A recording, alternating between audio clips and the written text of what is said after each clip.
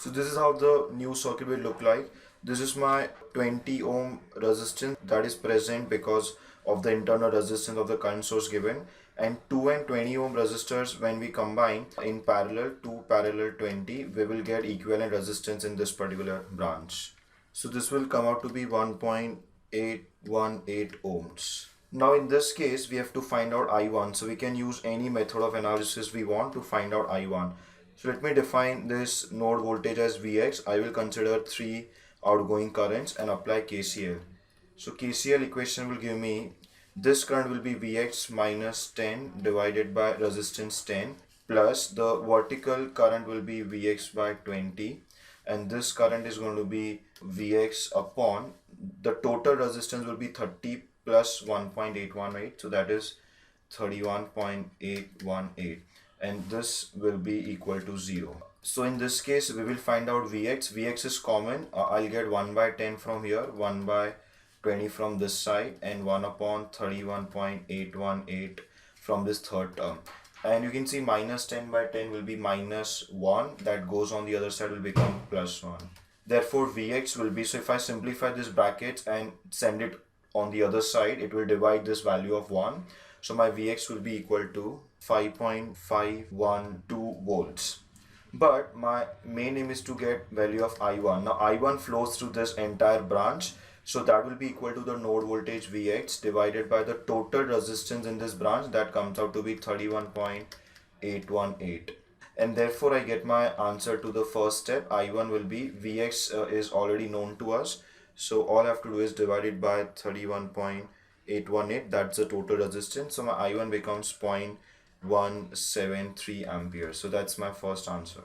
Let us now go to the step number 2. In step number 2, we will keep this particular current source active and replace the other two voltage sources with short circuit.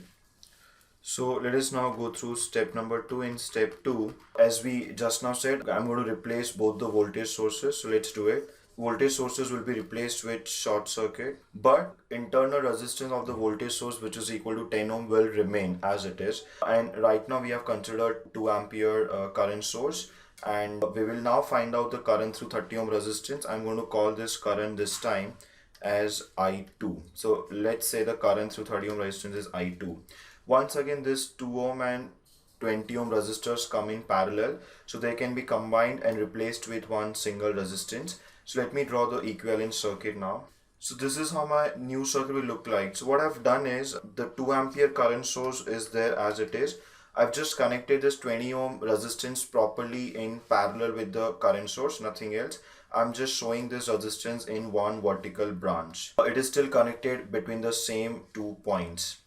And 2 parallel 20 ohm resistance we have already found in the previous step. It will come out to be 1.818 ohm. So that's how my circuit look like. Now once again, to find this current through current I2, let me mark I2 properly this time, because it is only the current that is flowing through the 30 ohm resistance. So I'll mark I2, which is the current through 30 ohm resistance.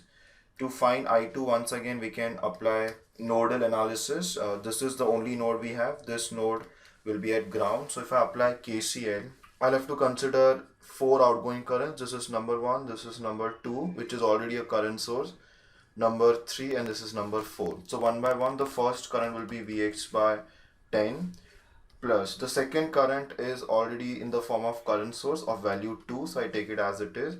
The third current will be Vx upon 20, and the fourth current will be Vx divided by 31.818, and this will be equal to 0. So once again, I will be able to find out Vx. If I take Vx common, I'll get 1 by 10 from the first term, from the third term I get 1 by 20, and from the last term I get 1 upon 31.818, and this will be equal to, this 2 goes on the other side, becomes minus 2.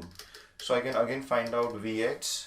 It will come out to be 11.04 volts, but with a minus sign because of this minus 2. And finally my I2 is going to be again the same expression. The node voltage is Vx, and the current is flowing through the series combination of the two resistors, so it is Vx upon 31.818. So my I2, the answer to the second step, becomes minus 0.346 amperes. And now we'll go through one last step in which we'll consider the third source active, find out I3 and add up all the three currents.